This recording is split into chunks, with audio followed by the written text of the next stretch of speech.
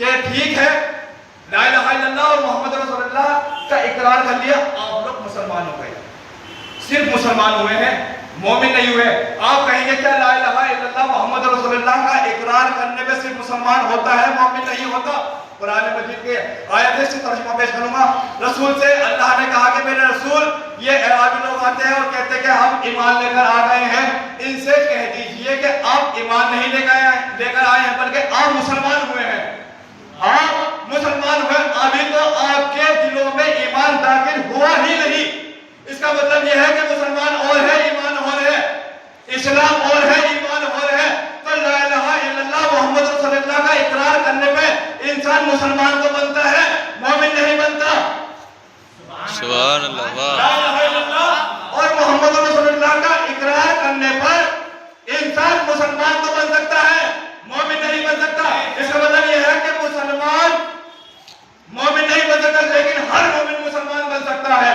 اب یہ لا الہ الا اللہ محمد رسول اللہ کا جو پیغام لوگوں تک پہنچایا، تو اس میں رسول کے پیغام پہنچانے میں مولا کائنات کو شامل رکھا کہ میرے علی آپ کا کام یہ ہے کہ صرف اور صرف میرے حبیب کی مدد کرنا،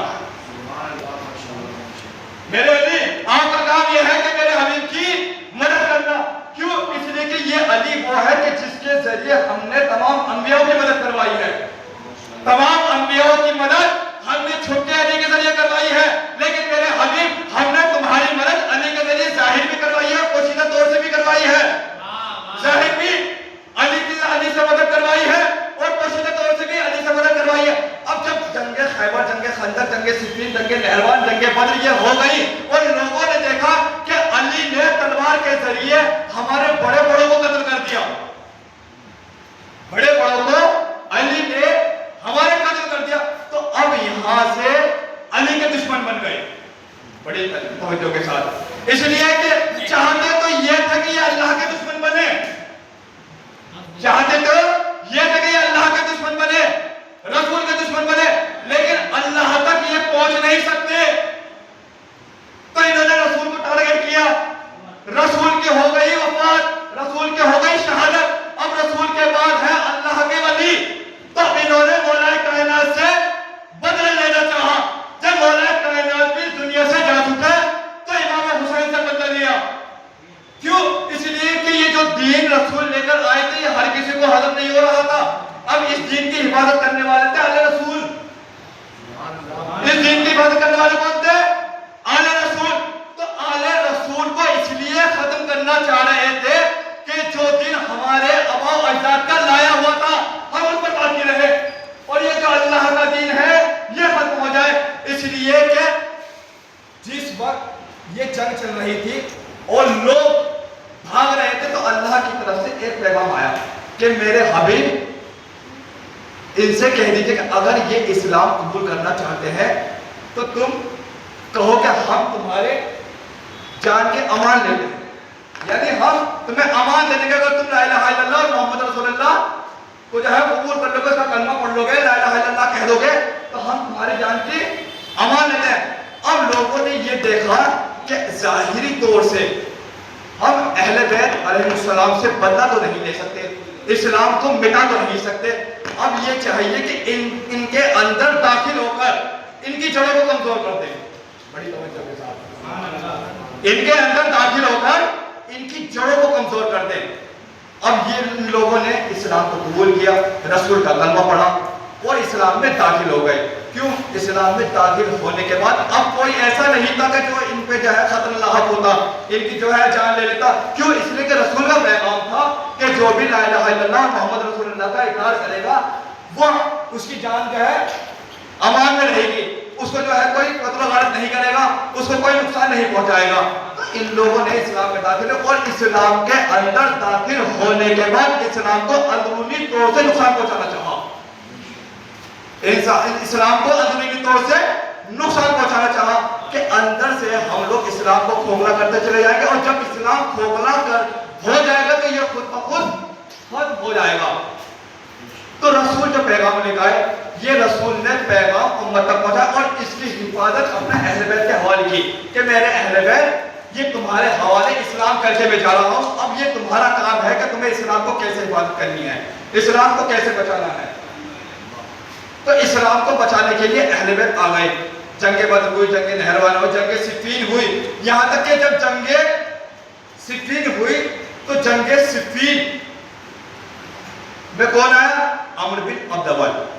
جنگ صفین میں عمرو بن عبد ود آیا, اور عمرو بن عبد ود نے آنے کے بعد رسول کے خیمے میں حملہ کیا. اور رسول کے خیمے میں حملہ کرنے کے بعد کہا کہ کوئی ہے تمہارے درمیان میں مرد؟ تو رسول نے کہا کہ کون ہے کہ جو اس کتے کا جواب دے؟ بڑی توجہ کے ساتھ, کون ہے کہ جو اس کتے کا جواب دے؟ علی کھڑے ہوئے. تاریخ نے لکھا کہ مولا کائنات کو اللہ کے رسول نے بٹھا لے کہ علی آپ بیٹھ جائیں. پھر آواز دی کوئی ہے کہ جو اس کتے کا جواب دے؟ علی پھر کھڑے ہوئے, رسول نے پھر بٹھا. یہاں تک کہ تاریخ نے لکھا ہے کہ 3 مرتبہ مولا کائنات کھڑے ہوئے اور تینوں مرتبہ رسول اللہ نے علی کو بٹھا دیا. جب 3 مرتبہ بیٹھ چکے اور کوئی جو ہے عمرو بن عبد ود کا جواب دینے کے لیے حاضر نہیں ہوا, تو مولا کائنات کھڑے ہوئے اور عمرو بن عبد ود کے مقابلے میں آ گئے. ادھر عمرو بن عبد ود نے اللہ کے رسول کے خیمے میں حملہ کیا. تو اللہ کے رسول کے حملے خیمے میں جیسے حملہ کیا, فوراً اللہ کے رسول نے کہا کون ہے جو اس کتے کے مقابلے میں جائے؟ اور وہ رسول کے جو 40 برس تک انسان کو صحیح راستہ دکھا رہے تھے, زبان, لہجہ, انداز, سب چیز پہلی, اب وہی رسول جو ہے کہہ رہا کون ہے جو اس کتے کے مقابلے میں جائے؟ تو میں کہوں گا اللہ کے رسول. آپ اللہ کے رسول ہیں, آپ لوگوں کو ہدایت دینے والے ہیں, آپ رسول کے پیغام پہنچانے والے ہیں, آپ لوگوں کو ہدایت دینے والے ہیں. تو یہ اتنا بڑا جملہ اور اتنا بڑا لہجہ اور اتنا بیکار لہجہ آپ نے کیوں استعمال کیا؟ تو شاید اللہ کے رسول جواب دے کہ جو بھی رسول کے خیمے پہ حملہ کرے وہ میری نظر میں کتے کے سوا کچھ نہیں ہو سکتا. وہ میری نظر میں کتے کے سوا کوئی نہیں ہو سکتا, کچھ نہیں ہو سکتا. آپ جو بھی جس وقت بھی تاریخ اسلام اٹھا کر جس وقت بھی اللہ کے رسول کے گھر پہ جس نے بھی حملہ کیا وہ رسول کی نگاہ میں کتے سے زیادہ کچھ نہیں ہو سکتا. اس بات پر محمد وآل محمد وہ کتے سے زیادہ کچھ نہیں ہو سکتا. دنیا والے کہتے ہیں کہ رسول کے پاس بیٹھنے سے انسان صحابی بن جاتا ہے. بڑی توجہ کے ساتھ انسان صحابی بن جاتا ہے, وہ راہ راست پر آ جاتا ہے, دنیا سے اس کا کوئی تعلق نہیں رہتا, جھوٹ بولنا وہ چھوڑ دیتا ہے, ہر وہ چیز کہ جو رسول سے سیکھی ہے اس کو اختیار کرتا ہے اور دنیا سے قطع تعلق کر لیتا ہے. میں ایک بات کہتا چلوں کہ ضروری نہیں ہے کہ رسول کی صحبت میں بیٹھنے والا ہر کوئی لائق تعظیم ہو. بڑی توجہ, ضروری نہیں ہے کہ رسول کی پاس بیٹھنے والا ہر کوئی لائق تعظیم ہو. وہ کیسے؟ آپ ایک جناب عیسیٰ علیہ السلام کے دور میں ان کا ایک شاگرد تھا. جناب عیسیٰ نے اپنے شاگرد کو لیا اور ایک بستی کی طرف چل دیے. جب بستی کی طرف چلے تو جناب عیسیٰ علیہ السلام کو اور شاگرد کو بھوک کا احساس ہوا.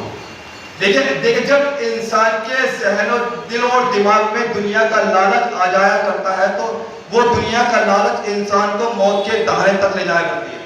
بڑی توجہ کے ساتھ جناب عیسیٰ اپنے شاگرد کو بستی کی طرف لے کے چلے. جب بستی کی طرف پہنچے تو جناب عیسیٰ نے اپنے شاگرد سے کہا کہ بھوک کا احساس ہو رہا ہے, یہ بتاؤ کہ تمہارے پاس کتنے پیسے ہیں, آج کے تمہارے پاس کتنے پیسے ہیں؟ تو شاگرد نے کہا کہ اللہ کے نبی میرے پاس جو ہے وہ 2 روپے ہیں. کہ تمہارے پاس 2 روپے ہیں, میرے پاس 1 روپے ہے. ایک کام کرو 3 روپے کی 3 روٹیاں مارکیٹ سے جا کر لے کر.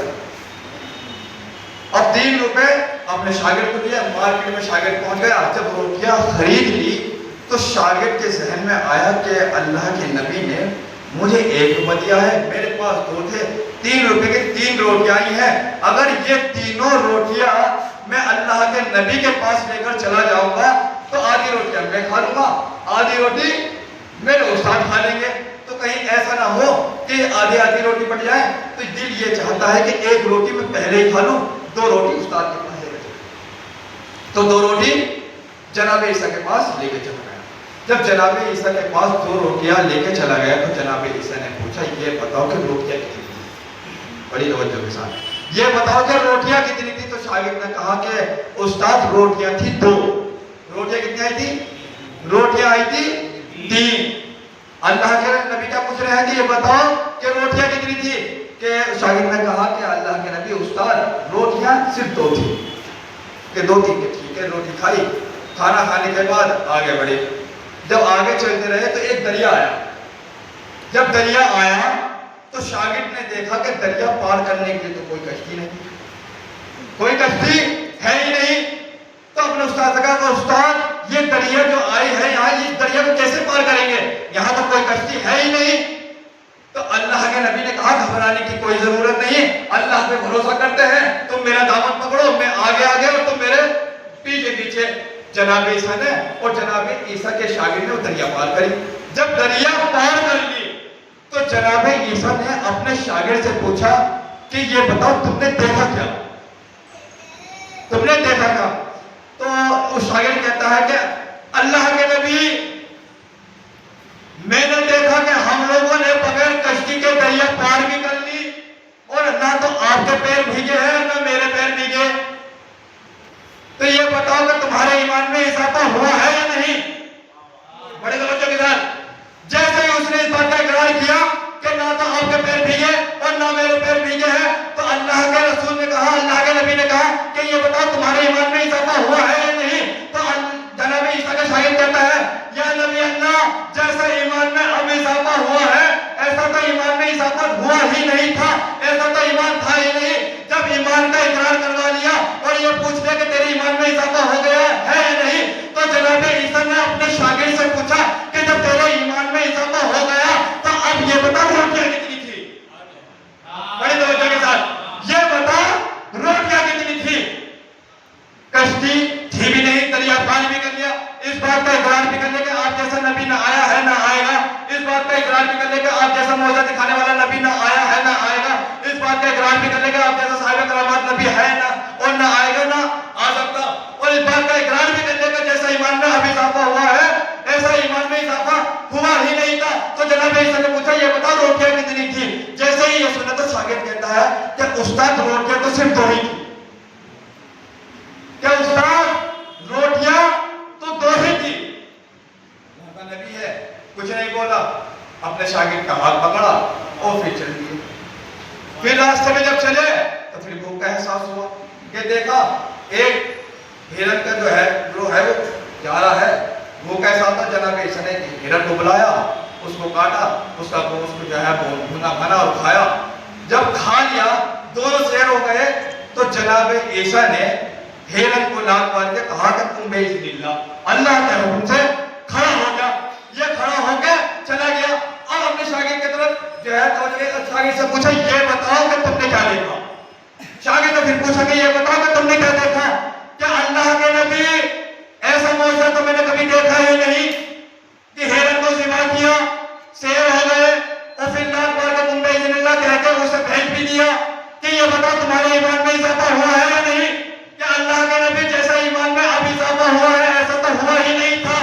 کہ جب ایمان میں اضافہ ہو گیا تو اب یہ بتاؤ روٹیاں کتنی تھی. بڑی توجہ, اب یہ بتاؤ روٹیاں کتنی تھی. تو شاگرد نے کہا کہ اللہ کے نبی روٹیاں تو صرف 2 ہی تھی, روٹیاں صرف 2 ہی تھی. اب یہ شاگرد بھی اتنا مضبوط ہے کہ اپنی بات پر اٹل ہے, یعنی دیکھ رہا ہے کہ نبی ہے, معجزہ بھی دکھا رہے ہیں, کرامات بھی دکھا رہے ہیں. اس بات کا اقرار بھی ہو رہا ہے کہ جیسا ایمان میں بھی اضافہ ہوا ہے ایسا تو تھا ہی نہیں. اس کے بعد بھی اللہ کے نبی کے سامنے کہہ رہا ہے کہ روٹیاں صرف 2 ہی تھی. جب روٹیاں 2 ہی گئی تو جناب عیسیٰ نے پھر ہاتھ پکڑا. ہاتھ پکڑنے کے بعد پھر چلے. راستے میں کیا دیکھا کہ 3 سونے کی اینٹیں. دیکھیے گا جب انسان کے دل و دماغ میں لالچ آ جاتا ہے تو یہ دنیا کا لالچ انسان کو موت کے کانے تک لے جاتی ہے. جب 3 اینٹیں سونے کی دیکھی تو جو شاگرد تھا وہ تو تھا ہی پہلے سے لالچی. جناب عیسیٰ نے کہا کہ یہ 3 سونے کی اینٹیں ہیں, ایک کام کرتے ہیں, ایک سونے کی اینٹ تمہاری ہے, ایک سونے کی اینٹ میری ہے, اور ایک تیسری سونے کی اس کی ہے کہ جس نے روٹی کھائی. بڑے توجہ کے ساتھ یہ تیسری سونے کی اینٹ اس کی ہے کہ جس نے روٹی کھائی. جیسے اس شاگرد نے یہ سنا کہ یہ تیسری اینٹ اس کے جس نے روٹی کھائی تو فوراً کہا, ہاتھوں کو جوڑا, اور ہاتھوں کو جوڑنے کے بعد کہا کہ استاد اے اللہ کے نبی وہ تیسری روٹی کھانے والا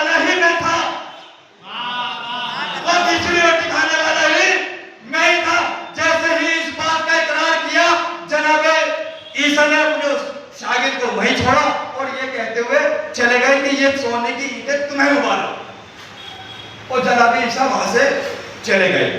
जब लालच इंसान के दिलो दिमाग में आ जाता है तो इंसान को मौत के तारे तक ले जाती है।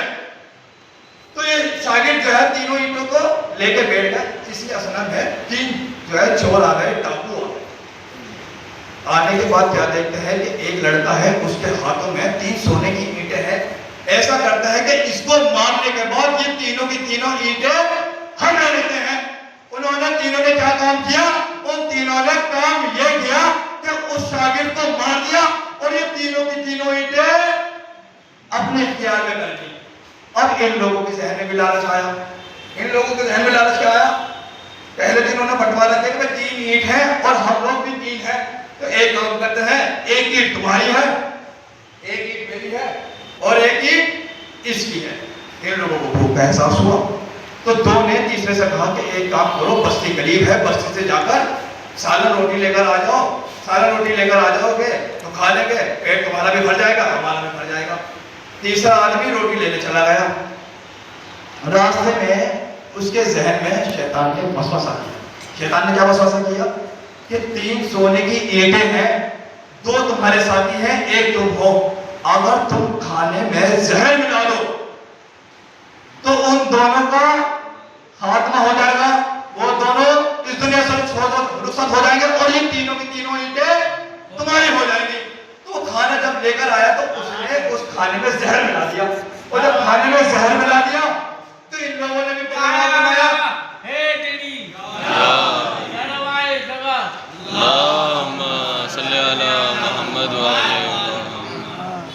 तो उन लोगों ने प्रोग्राम बनाया कि जब वो आदमी आएगा तो अपने साथी को हम मार के उसका किस्सा तमाम कर देंगे, और ये तीनों 1.5 तुम्हारी ईंट, 1.5 तुम्हारी ईंट। उसने पहले ही खाने में जहर मिला दिया। जब वो खाना लेकर आया तो उन दोनों दोस्तों ने उस तीसरे को जो है मार दिया। अब जैसे ही वो मर गया तो इन लोगों ने बंटवारा किया, आपस में खाना खाने लगा। जैसे ही आपस में इन दोनों ने खाने को तकसीम किया, ये भी खाना खा के अल्लाह को प्यारे हो गए। इसका मतलब क्या है कि लालच इंसान को मौत के ताने तक ले जाते। अब जनाब ईसा वापस आए, क्या देखते हैं कि माल भी वैसे ही